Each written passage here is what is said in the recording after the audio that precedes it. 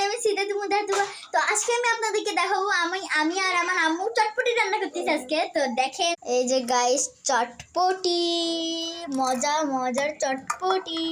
সব মশলা দেওয়া হয়ে গেছে, এখন রেডি হলে তারপর আপনাদের সাথে দেখা করব। ততক্ষণ পর্যন্ত বাই গাইস। এই যে আমার আম্মু, মা, আমার আম্মু আর আমি রান্না করতেছি। গাইস যখন আমরা তেঁতুল বার করতেছি, তেঁতুল মনে পড়লো এটা দেখি আছে জিয়া ও এটা দুনিয়া আছে আর পিয়াজে খবরে নেই তেঁতুল তেঁতুল তেঁতুল তেঁতুল লাগবে, তেঁতুল তেঁতুল তেঁতুল তেঁতুল এটা কাঁচা তেঁতুল, কাঁচা না তেঁতুল। চিংচাং আহানা কি করতেছ, কি করতেছ? এই যে দেখেন কি এটা, দেখে দেখে দেও তো এটা কি। ঘুরিনি, চলো ঘুরিনি ঘুরাই, যতক্ষণ হোক ততক্ষণ আমরা ঘুরনি ঘুরাই।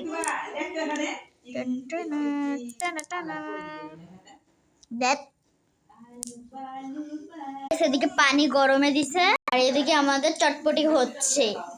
গায়ে শীষ দিবে, শীষ দিবে।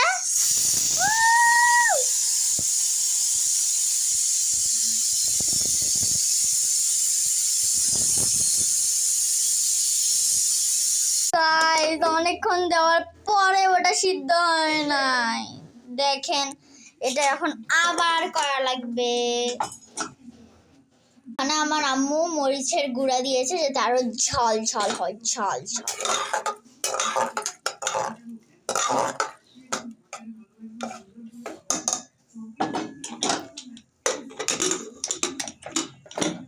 গাইস এদিকে আমাদের ডিম সিদ্ধ হয়ে গেছে।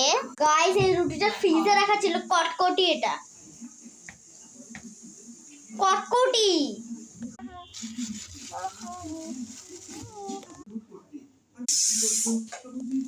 শসা।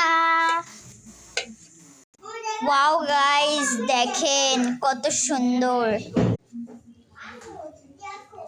গাইস দেখেন ভাবি টক কম ফেলে, যে টক এখানে আছে, পরে তো ভালো লাগবে না।